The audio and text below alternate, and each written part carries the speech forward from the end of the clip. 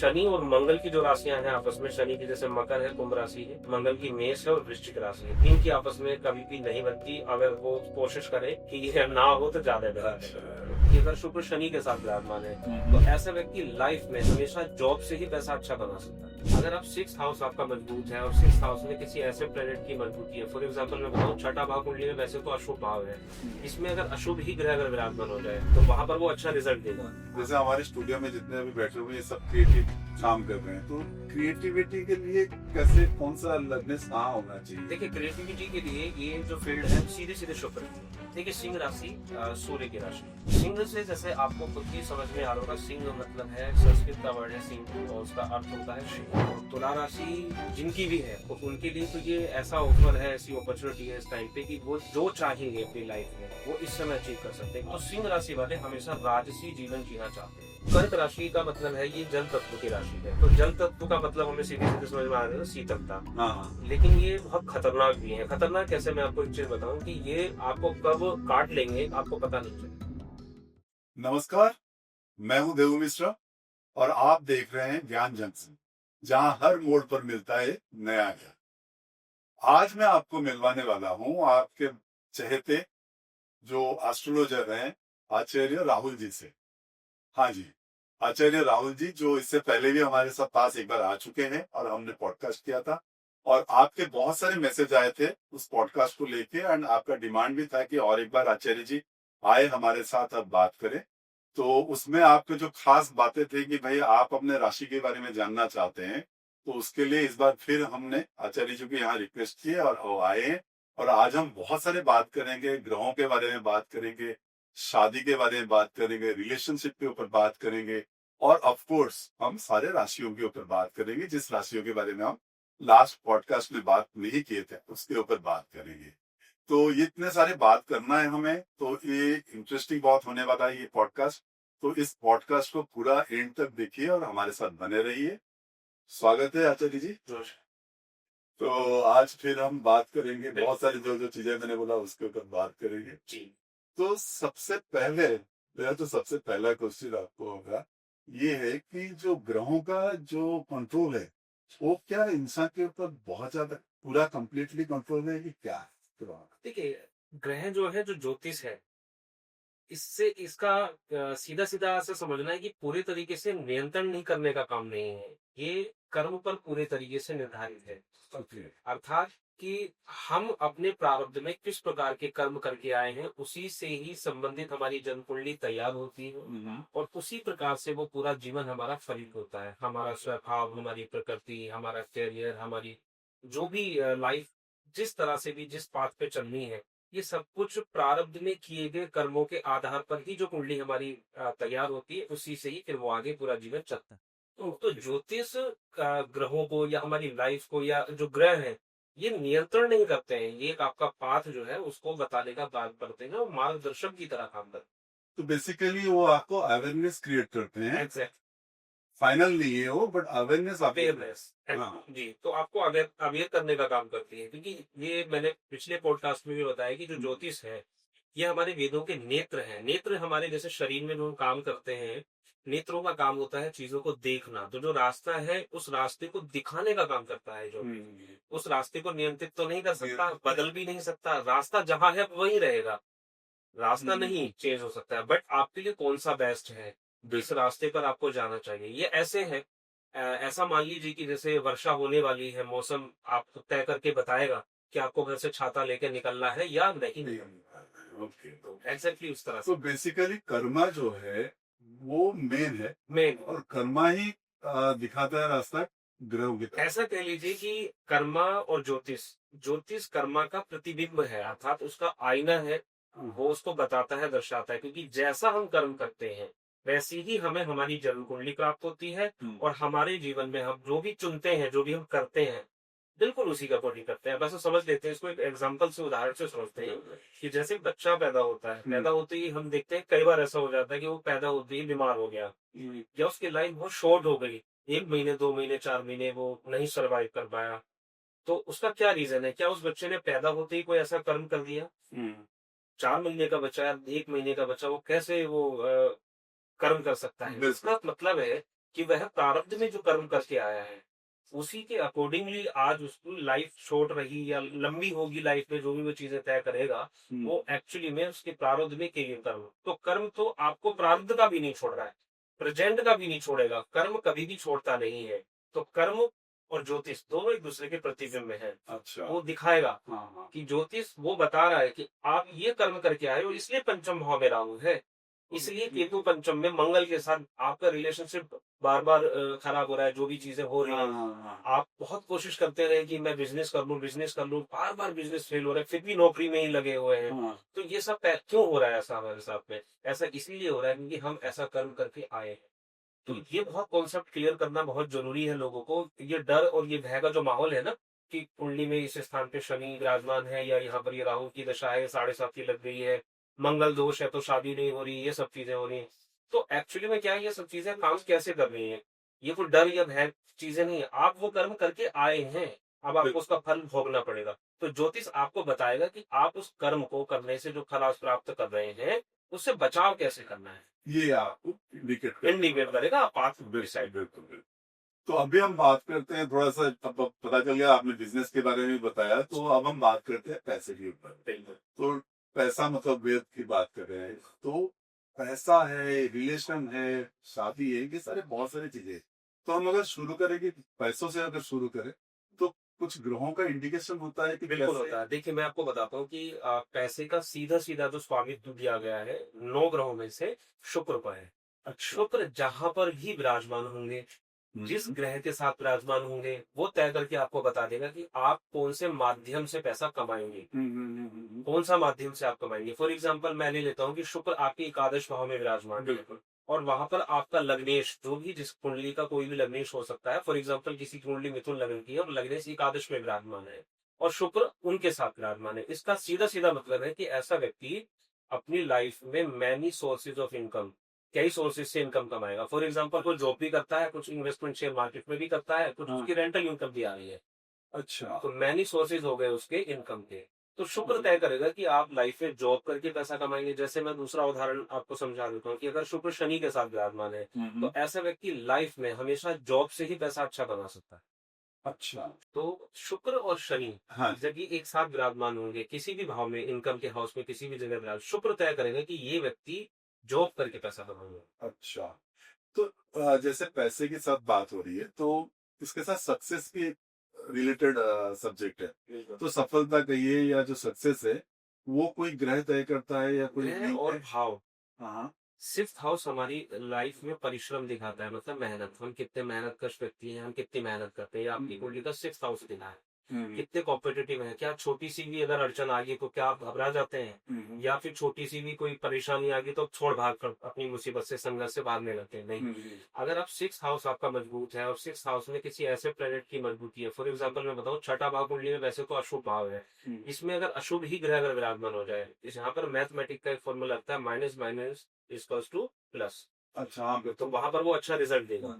तो six house में अगर आपका मजबूत है तो परिश्रम आप करेंगे, और वहां से फिर 11th हाउस, सिक्स हाउस से जो 11वां भाव है, यानी लगन से जो 11वां भाव है, वहां दोनों का अगर आपस में कॉम्बिनेशन बना तो ऐसा व्यक्ति अपने जीवन में हमेशा किसी भी फील्ड में जाएगा, उसका स्पेशलाइजेशन उसके पास होगा। अर्थात वो उस क्षेत्र का, जिस क्षेत्र में भी वो कार्यरत हो, चाहे वो जॉब में हो चाहे वो बिजनेस में हो, वो एक शिखर पर होगा उसके। अच्छा। तो सफलता तय करेगी अगर आपकी कुंडली का सिक्स हाउस और आपका 11th हाउस मजबूत है।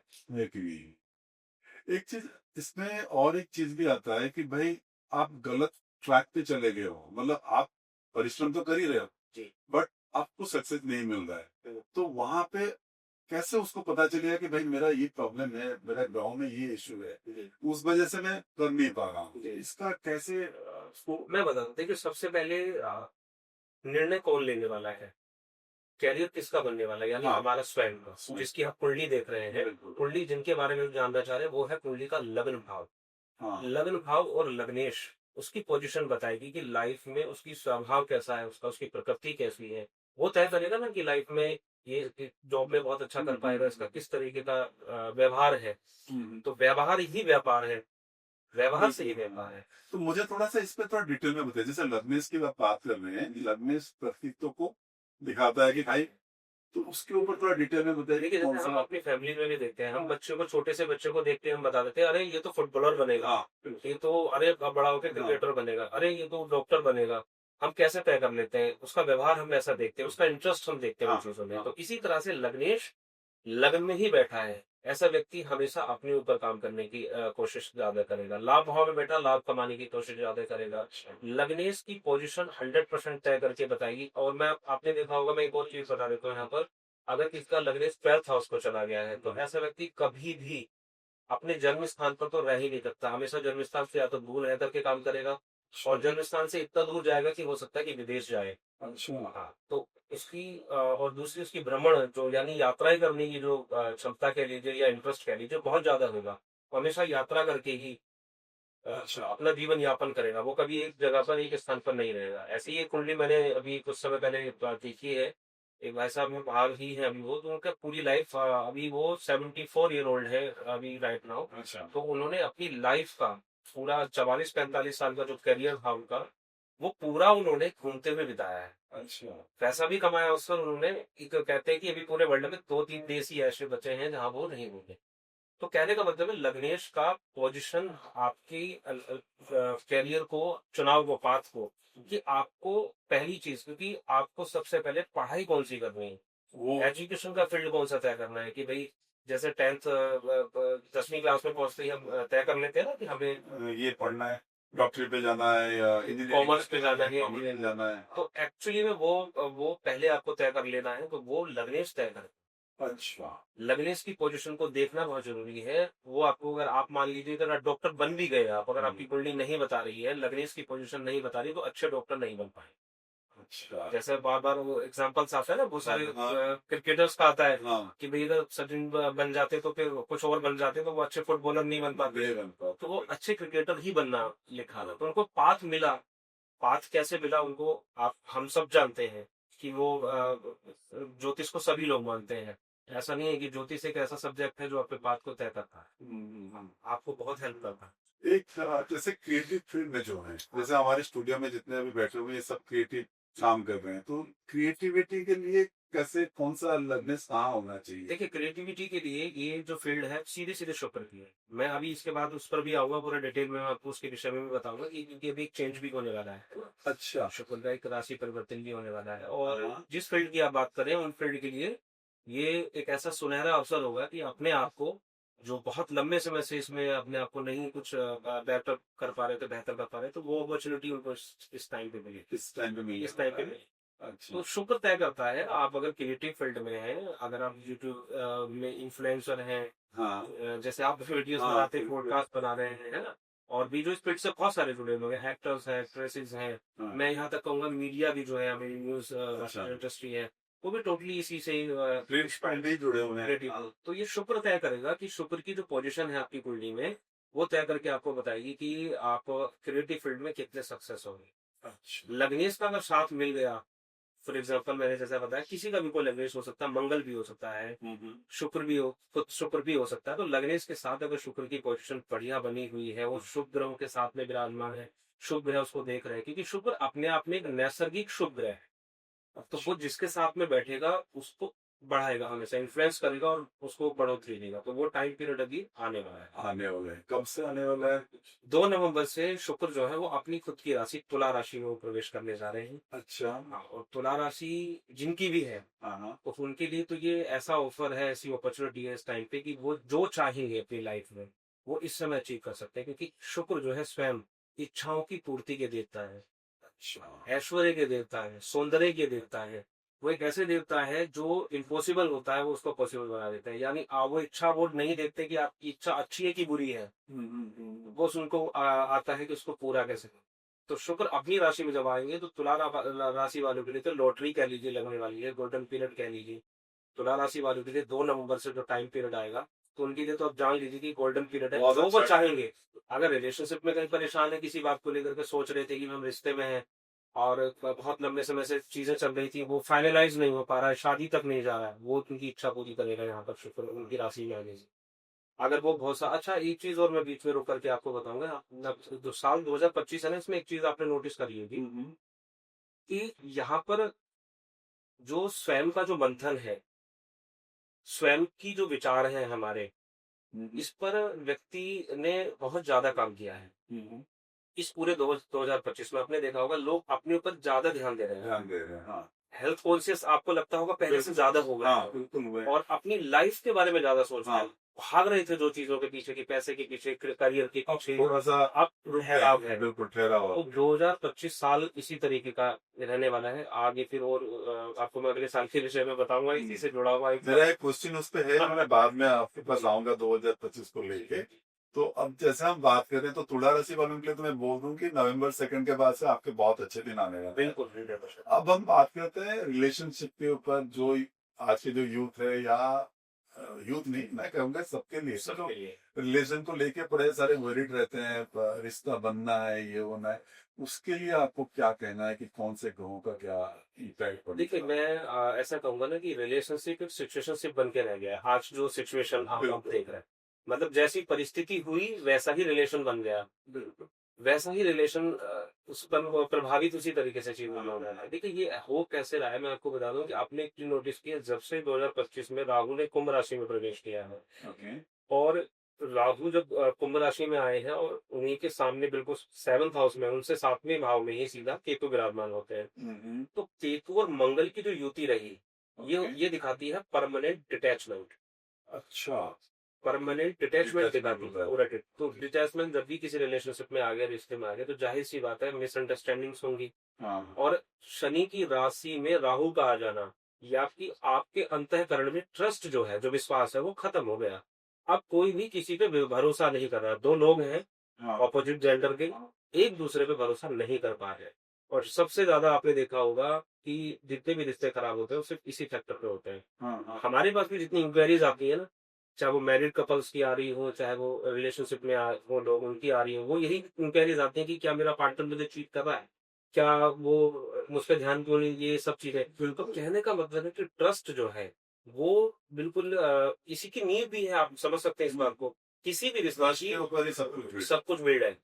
तो अब यहाँ पर राहु ने जब से कुंभ राशि में प्रवेश किया है, तब से ये चीज आपने नोटिस की होगी कि लोगों का आपस में एक दूसरे से ट्रस्ट। मैं उसी में एक्चुअली आपको पूछने वाला था कि भाई जो रिलेशनशिप है जितनी जल्दी बनती है उतनी जल्दी ये ब्रेकअप भी होता है। तो इसके साथ जैसे आपने कहा कि ग्रहों का इम्पैक्ट है, तो ये 2025 के लिए है या ये? देखिए, ये 2025 के लिए हमें 2025 के साथ साथ 2026 की भी भविष्यवाणी मैं आपके इस पॉडकास्ट के माध्यम से कर देता हूँ।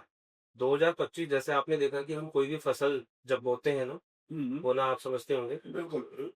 तो जब प्लांटेशन कह लीजिए उसको हम कर रहे हैं, वो ताकि वो ग्रो होंगे, तो 2025 में जब बो रहे हैं ना, उसको जो काटेंगे 2026 में काटेंगे। तो जितने भी लोग आज रिश्तों को महत्व दे रहे हैं, नहीं दे रहे हैं, किस चीज को महत्व दे रहे हैं, जैसे अभी बहुत से लोगों ने आत्ममंथन किया है। ये 2025 मैंने जैसा कि बताया, लोगों ने आत्ममंथन किया, तो इसका बेनिफिट उनको 2026 में मिलेगा, 100% मिलेगा। यानी फल हमें 2026 में मिलने वाला है। जो लोग परेशान है ना कि भाई हमने बहुत मेहनत की 2025 में, बहुत हमने संघर्ष कर लिया, हमने ये किया वो किया, लेकिन हमें सफलता नहीं मिल रही, तो वो तैयार रहे कि 2026 उनको वो उस मेहनत का फल देने के लिए। तो यहाँ पे मैं ये मैं जानना चाहूंगा कि जो लोग अफेयर्स में हैं, जो यंगस्टर्स है अफेयर में, सोच रहे हैं कि अब चलो अपनी तो अगले साल वो मैट्रिलीज हो जाएगा, ऐसा कुछ चांस है? बिल्कुल 100% चांस है। और एक और चीज मैं बता दूं, वो उनको अभी नजर भी आना शुरू हो गया होगा 17 अक्टूबर से, जो गुरु कर्क राशि में उठ चुके हुए, तो 70-80% जो है रिलेशनशिप में स्मूथनेस ऑटोमेटिकली आ जाएगी। और वो जो कमिटमेंट्स की गई थी कि हम शादी करेंगे, हम फैमिलीज में बात करेंगे, मेरे पास भी इंक्वायरीज आती है कि भाई हम पहले बोला गया था, मुझे बहुत सारे वादे किए गए, लेकिन एक भी वादा पूरा नहीं किया जा रहा सामने वाले की तरफ से, कि कहा गया था कि फैमिली में बात करेंगे लेकिन कर ही नहीं रहे। तो वो जो वादा पूरा करने की जो चीज थी, वो 17 अक्टूबर से 100% चेंजेस आए हुए हैं। उसमें जुपिटर का बहुत बड़ा रोल है शादी में, रिलेशनशिप में, क्योंकि रिश्ता बनाएगा शुक्र, प्रेम करवाएगा शुक्र, लेकिन उसको शादी तक लेकर के जाएगा वो है बृहस्पति। बिना बृहस्पति की शादी हो ही नहीं सकती। अच्छा, बिना बृहस्पति की शादी। ये बहुत इंटरेस्टिंग है। अब हम आते हैं कुछ राशियों के बारे में। जैसे मैंने आपको कहा था, आज हम कुछ राशियों के बारे में बात करेंगे। जैसे लास्ट टाइम हमने बात किया था तो हमने वृश्चिक के ऊपर बात किया था, मीन राशि के ऊपर बात किया था, वृष के ऊपर बात किया था, मकर के ऊपर बात किया था और मिथुन के ऊपर बात किया जी। आज हम बात करेंगे बाकी राशि में। बाकी राशि तो मैं शुरू करूंगा सिंह के ऊपर, मतलब लियो के सिंह ऊपर। राशि से। ठीक, देखिए सिंह राशि सूर्य की राशि है।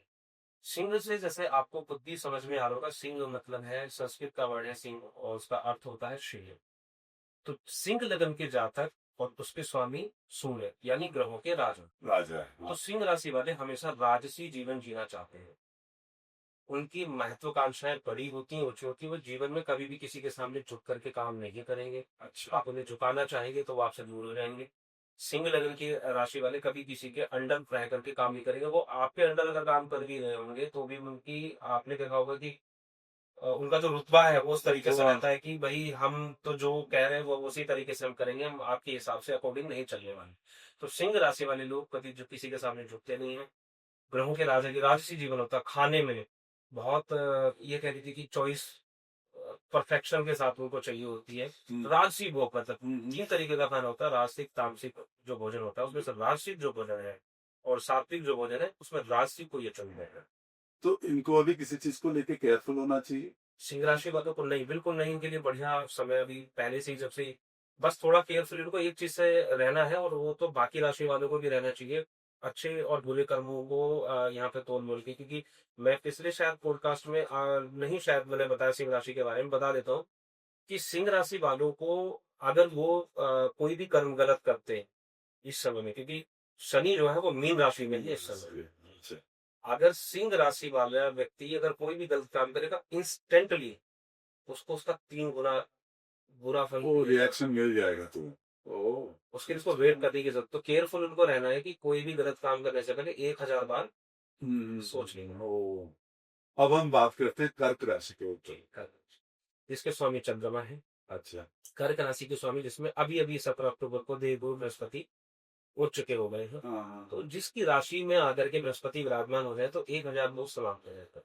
अच्छा। सबसे पहली चीज तो ये भी मैं इस पॉडकास्ट के माध्यम से बता दूं कि कर्क राशि में गुरु के आ जाने से इनकी भी एक तरह से लॉटरी लग गई है। जिस समय अगर ये लोग क्रिएटिव फील्ड में हैं, जो लोग क्रिएटिव फील्ड में हैं उनके लिए भी ये लॉटरी का टाइम है। व्यूज अगर वो यूट्यूब पे या किसी भी जगह बना रहे हैं तो उनके फॉलोअर्स इस समय बहुत बढ़ेंगे। अच्छा। उनकी क्रिएटिविटी बढ़ेगी, ठीक है, और वो कहीं ना कहीं आर्थिक रूप से भी आपको देखने को मिलेगी। तो बात कर लेते हैं कर्क राशि की, जो स्वभाव प्रकृति और किस तरीके के लोग होते हैं। देखिए कर्क राशि का मतलब है ये जल तत्व की राशि है। जल तत्व। जल तत्व की राशि है। तो जल तत्व का मतलब हमें सीधे सीधे समझ में आ रहा है शीतलता। हाँ। लेकिन ये बहुत खतरनाक भी है। खतरनाक कैसे, मैं आपको एक चीज बताऊं कि ये आपको कब काट लेंगे आपको पता नहीं चलेगा। आपको लगेगा कि ये बहुत शांत तरीके के व्यक्ति हैं, बहुत सुलझे हुए व्यक्ति हैं, बहुत सौम्य स्वभाव के व्यक्ति हैं, आपको देखने में ऐसा लगेगा, लेकिन ये कभी भी आपको काट सकते हैं। तो इनसे आपको यही सावधानी रखनी है कि भाई समझ लेना है, क्योंकि इनको आप छेड़ेंगे नहीं तो ये आपको काटेंगे नहीं। ओके। आप इनके साथ जैसे हैं, अगर आप अच्छे हैं तो अच्छे, आप बुरे हैं तो फिर ये आपको छोड़ेंगे भी नहीं, और उसका निशान भी आपको पता नहीं चलेगा उन्होंने कब काट लिया। अच्छा। ये इनकी खासियत है। अब हम बात करते हैं कन्या राशि के ऊपर। कन्या राशि बुध की राशि है। देखिए कन्या राशि पर बुध इनकी जो है सबसे बड़ी कृपा ये है कि कन्या राशि वालों को अगर उनको लेखन का कार्य मिल जाए, अकाउंटेंसी का काम अगर मिल जाए किस्मत से, उनकी कुंडली अच्छी हो और बाकी सपोर्ट उनको मिल जाए पीछे से, तो अगर वो लेखन के कार्य में चले जाएं, अकाउंट्स में चले जाएं, और दूसरा जो कवि होते हैं अगर उस फील्ड की ऐसी कुछ ऐसी फील्ड्स में अगर वो चले जाते हैं तो उनके लिए ये समझ लीजिए कि बुद्ध की विशेष कृपा उन पर मिलती है। वाणी और सिंगिंग की मैं बात करूंगा, जो लोग सिंगिंग के फील्ड में हैं, जो गायन करते हैं, है ना, संगीत के क्षेत्र में है, उनके लिए अगर वो उस क्षेत्र में चला जाए और उनकी कन्या राशि है तो 100 और प्लस 10% उनको सफलता बहुत ऊंचे शिखर तक पहुंचता है। तो ये फील्ड है उनके लिए, क्रिएटिव फील्ड है। तो कन्या राशि वाले जो लोग हैं बहुत गंभीर, आपको हमेशा गंभीर स्वभाव में मिलेंगे और चीजों को बहुत बैलेंस बना के चलते हैं, तोल मोल के चलते हैं। मतलब कभी भी कुछ भी नहीं कर देते हैं बिना सोचे समझे, जल्दबाजी में कभी भी कुछ भी नहीं करते हैं, बहुत सोचते हैं समझते हैं और पोलाइट आपको मिलेंगे। अपनी वाणी पर हमेशा नियंत्रण रखते हैं। कभी भी आप शब्द, बहुत रेयर केस में आपको उनके मुख से सुनने को मिलेगा या कोई अनाप शनाप बातें सुनने को मिलेगी। बड़ी ही वैचारिक व्यक्तिगत उनकी धारणा होती है। मुझे धनु राशि के ऊपर बताएं। जी, धनु राशि धर्म की एक ऐसी राशि है। धनु राशि देवगुरु बृहस्पति की राशि है। प्रथम राशि है, दूसरी राशि उनकी मीन है, पहली राशि धनु राशि है।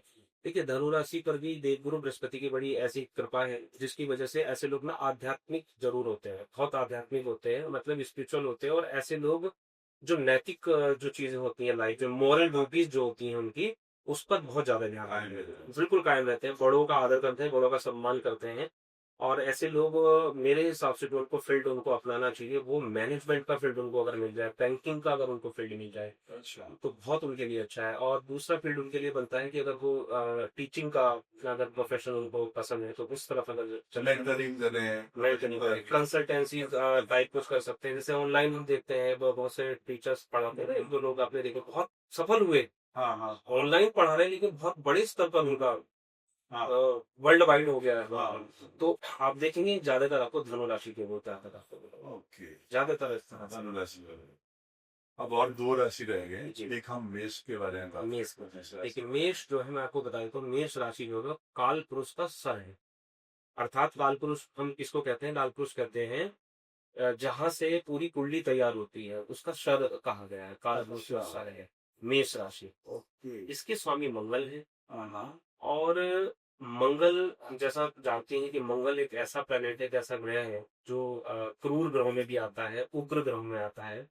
तो मेष राशि वालों का सबसे नेगेटिव फैक्टर है कि शॉर्ट टेम्पर्ड हो। ये बहुत जल्दी आपको दिखेगा कि आपने अगर इनको हल्का सा भी कुछ किसी भी तरीके का छेड़ने की कोशिश करी, तो ये बहुत जल्दी गुस्सा हो जाएंगे। हाँ जी। लेकिन उनकी सबसे अच्छी खास बात ये रहेगी, ये आपको हमेशा देखने को मिलेंगे सेना में, सैनिक सिविल डिफेंस में, अच्छा। नेवी में, आर्मी में, यानी जो हमारी सैन्य जो क्षमता है, जो वाले जो लोग हैं, हाँ हाँ। वो आपको हमेशा मेष राशि वाले आपको हमेशा देखने को मिलेंगे। अच्छा। वो कोशिश करेंगे कि जहां उनको बाहुबल का अपना प्रयोग करना हो, वहां पे ये वहां लोग। पे ये लोग आपको देखने को मिलेंगे। तो इनका हमेशा आप देखेंगे, अगर अदर फील्ड्स में भी होंगे तो वहां भी कोशिश करेंगे कि हम यहाँ पर अपनी शारीरिक क्षमता से फिजिकली हाँ। फिजिकली अपने आप को रिप्रेजेंट करें, और उससे हम लोगों पर अपना प्रेशर बनाए। तो मेष राशि वाले जातक किस तरह के होते हैं? अच्छा। अब मुझे आप कुंभ राशि के बारे में बताइए। देखिए, कुंभ राशि शनि देव की दूसरी राशि। हाँ। और मैं आपको बता दूं कि मकर राशि से ज्यादा शनि को अपनी कुंभ राशि प्रिय है। अच्छा। उस पर ज्यादा अपनी कृपा रखते हैं। उसका कारण भी मैं आपको बता देता हूँ, क्योंकि ये एक ऐसी राशि है जो आपको कहाँ देखने को मिलेगी? मीडिया के क्षेत्र में। जैसे आप कहते हैं ना, हमारे संविधान का चौथा स्तंभ है मीडिया। मीडिया हाँ। तो आप कुंभ राशि वालों को शनि की दूसरी राशि होने की वजह से आप हमेशा ऐसी फील्ड में उनको देखेंगे। दूसरा फील्ड इनके लिए बनता है जो वकालत करते हैं, अच्छा। एडवोकेट्स जो होते हैं, वो इनका फील्ड बनता है। तीसरा फील्ड आ जाएगा राजनीतिक, हाँ हाँ। पॉलिटिकल। और उसके बाद फोर्थ फील्ड बचता है, जब ये इस लेवल पे नहीं पहुंच पाते हैं तो फिर चले जाते हैं आईटी सेक्टर में। अच्छा। इंजीनियरिंग जो होती है, जो इंफॉर्मेशन टेक्नोलॉजी वाला, वो उस वाले पार्ट में फिर चले जाते हैं। अच्छा। तो ये तो इनका कैरियर का हो गया। अब बात आती है कि देखिए, जब हम कैरियर की बात करेंगे, वो ऐसे पैसे में होंगे, तो इसका मतलब है बहुत सुलझे हुए व्यक्ति, बहुत सुलझे हुए व्यक्ति होते हैं, और अपने आप में क्रिएटिव इतने होते हैं कि इनकी अपनी दुनिया होती है, अपनी दुनिया में ही हमेशा ये रहते हैं, बिल्कुल जीते हैं, उससे बाहर कभी निकलते ही नहीं है। उनकी पूरी लाइफ ऐसे ही निकलती है हमेशा। और दूसरी बात, चीजों में बैलेंस बनाना इनको बहुत अच्छे तरीके से आता है। अपना काम निकलवाना इनको बहुत अच्छे तरीके से आता है। आपसे कैसे काम निकलवाना है, वही निकलवा लेंगे। अच्छा, परसुएसिव होता है बहुत। 100%। और बात अगर मैं कहूँ कि अगर रिश्ते में है, तो रिश्तों को इतना अच्छे से निभाते हैं कि इनसे बढ़िया कोई पार्टनर बने। कौन से राशि है जो दो राशि है सबसे बेस्ट होते हैं दोनों के बीच में रिलेशन बनने के लिए, एज ए मतलब हस्बैंड वाइफ हो या उस तरह से कोई देखिए, जनरल। एक्चुअली ऐसा कह पाना बड़ा एक मुश्किल है, लेकिन मैं कुछ चीजें इसमें दृष्टि आपको मैं डाल दूंगा। देखिए, हमेशा जब ये इलेक्ट्रिसिटी जो भी यहाँ जल रही है, आप जानते होंगे इसमें दो तरीके के तार होते हैं, एक जिसको हम ठंडा बोलते हैं, एक गर्म बोलते हैं, तभी बैलेंस होता है। तो इसी तरह से अगर कहीं पर दोनों ही सौम्य राशि के हैं, है ना, तो राशियों के स्वभाव होते हैं, जैसे चर, स्थिर और द्वय स्वभाव। तो इनमें आपस में अगर चर राशि वाला चर राशि वाले से शादी कर दे, तो भी दिक्कत आएगी। अर्थात वहां पर दोनों में सिमिलरिटीज नहीं होनी चाहिए। जैसे नाड़ी नहीं मैच होती है ना, वैसे ही राशियों के स्वभाव नहीं मैच होते हैं। अग्नि तत्व, जल तत्व, पृथ्वी तत्व, इनमें डिफ्रेंशिएट होना जरूरी है। इसलिए आपने देखा होगा कि 36 में से 36 गुण मिलना अच्छा नहीं बताता कोई भी ज्योतिष। हाँ। अच्छा। एक बैलेंस बना के बताता है कि भाई हाँ, अगर 20, 22, 25 गुण मिल रहे हैं, तो उसको बेस्ट बताता है कि ये अच्छा है। जितने बहुत ज्यादा 35 मिल गए, 34 मिल गए, तो उसको अच्छा कोई ज्योतिष नहीं बताए, तो वो अच्छा लाइफ पार्टनर उसके लिए नहीं बने। तो शुक्र वाले का, मैं अगर शुक्र की जो दो राशियां हैं, वृषभ राशि और तुला राशि है, इनकी बहुत अच्छी बनती है बुध राशि वाले के साथ में, यानी मिथुन और कन्या राशि। शनि और मंगल की जो राशियां हैं आपस में, शनि की जैसे मकर है, कुंभ राशि है, और मंगल की मेष है और वृश्चिक राशि है, इनकी आपस में कभी भी नहीं बनती। अगर वो कोशिश करे कि ये ना हो तो ज्यादा बेहतर है। हमेशा झगड़ा रहेगा, मिसअंडरस्टैंडिंग तो हमेशा है, और वही कारण बनता है किसी रिश्ते को खराब। तो ये पॉडकास्ट खत्म करने से पहले मेरा लास्ट क्वेश्चन आपको ये है, जैसे लास्ट टाइम भी मैंने आपको पूछा था, 2025 बहुत शुरुआत ही बहुत ही खतरनाक तरीके से हुआ है। बहुत सारे एक्सीडेंट हो रहा है, बहुत सारे स्टॉर्म्स आ रहे हैं, ये सब चल रहा है, अभी भी चल रहा है। ये हफ्ते में भी आंध्रा में साइड पे कुछ हो रहा है, उड़ीसा के साइड में हो रहा है, लो प्रेशर हो रहा है, एंड कुछ ना कुछ होता जा रहा है, एंड बहुत सारे सेलिब्रिटीज के डेथ हुआ है, बहुत सारे लोग को। तो ये कब तक चलना है, क्योंकि आपने कहा था कि ग्रहों का मूवमेंट चल रहा है जी, तो ये कब तक चलेगा और क्या है? देखिए इसमें क्या है, मैं आपको बता दूं, गुरु है अतिचारी। अतिचारी का मतलब है कि वो बहुत जल्दी जल्दी जब चेंज करते हैं ना, एक राशि में एक साल रुकने का टाइम है उनका लगभग। लेकिन अभी आपने देखा होगा कि वो मिथुन में आए ही थे, फिर कर्क में आ गए, वो कर्क से फिर दिसंबर जाते जाते फिर से वापस मिथुन में चले गए। तो ये अवस्था होती है अतिचारी। तो कभी कभी अस्त भी होंगे इस बीच में। तो जब जब बकरी बृहस्पति होगा, आप समझ लीजिए कि इस तरह की जो चीजें हैं वो आपको देखने को मिलेगी। तो दिसंबर, मतलब कह लीजिए कि साल के अंत तक ये चीजें इसी तरीके से चलती रहेंगी, इसमें स्थिरता हमें नहीं देखने को मिलेगी। हाँ, ये जरूर है कि जब तक कर्क राशि में है, जब तक वो वक्री नहीं होते हैं, तब तक जरूर स्थिरता आपको देखने को मिलेगी। अच्छा। और सेलिब्रिटीज में से जैसा आपने भी प्रश्न पूछा, अभी बहुत बड़े बड़े फेमस सेलिब्रिटीज को खो दिया लोगों ने। आगे भी मुझे ऐसा लग रहा है कि इस साल के अंत होने तक किसी बड़ी, जिसमें पॉलिटिशियन भी कोई शामिल हो सकते हैं। अच्छा। हाँ, कोई बड़ी वो सेलिब्रिटी है, अगर कोई बहुत पुराना पॉलिटिशियन है, तो वो उसका खोने का यहाँ पर डर जरूर बना रहेगा जब तक बृहस्पति कर्क राशि में है। यानी लगभग मैं कहूंगा 5 दिसंबर तक, तो ये साल अंत की अंतिम होने वाला है। अच्छा, मतलब ये अभी है अभी है। हमें हमें अभी और कुछ भी बड़े डिसीजंस नहीं लेने हैं इस साल में, जो दिन बचे हुए हैं अभी। हमें अगर कोई प्रॉपर्टी को लेकर के कोई इन्वेस्टमेंट हम सोच रहे हैं, कोई यात्रा करने की सोच रहे हैं, कोई बड़ी लंबी यात्रा अगर हम सोच रहे हैं इस समय में, तो मेरे हिसाब से वो स्थगित करनी चाहिए। मेरा सजेशन ये है, किसी बड़ी लंबी यात्रा पर नहीं निकलना चाहिए। अवॉइड कर सकते हैं, कोई अगर किसी का प्रोफेशन ही है तो मजबूरी है जाना है, लेकिन अगर वैसे ही कुछ घूमने या वैसे ही शौकिया तौर पर आपकी यात्रा आप करना चाहते हैं, तो उसको अगर अवॉइड करेंगे तो आपके लिए बेहतर है। खास करके जो पानी वाले जो क्षेत्र हैं उस जगह की यात्रा, क्योंकि बड़ी इसकी वो कह लीजिए सुनामी या इस तरीके का हाँ, हाँ। बड़ा जो इवेंट है, तो ये पानी को थोड़ी रिलेटेड संभावना होके और कुछ होने का चांस है। Chance. Thank you so much, बहुत अच्छा रहा आज का डिस्कशन। और इसमें हमने हेल्थ के ऊपर मैं पूछना चाहता था आपको, बट आई थिंक मुझे फिर एक बार आपको इनवाइट करना है, क्योंकि मुझे हेल्थ के ऊपर आपसे बात करना है, क्योंकि हेल्थ एक ऐसा चीज है जो हर आदमी के साथ जुड़ा हुआ है। तो उसके लिए मैं फिर आपको एक बार इनवाइट कर रहा हूँ, तो एक बार आप चल आएंगे तो उसके बाद करेंगे। थैंक यू व्यूअर्स, आपको ये एपिसोड कैसा लगा आप जरूर अपने कमेंट्स पे बताइए, एंड हमारा ये पॉडकास्ट अगर अच्छा लगा तो इसको शेयर कीजिए, सब्सक्राइब करिए और लाइक करिए।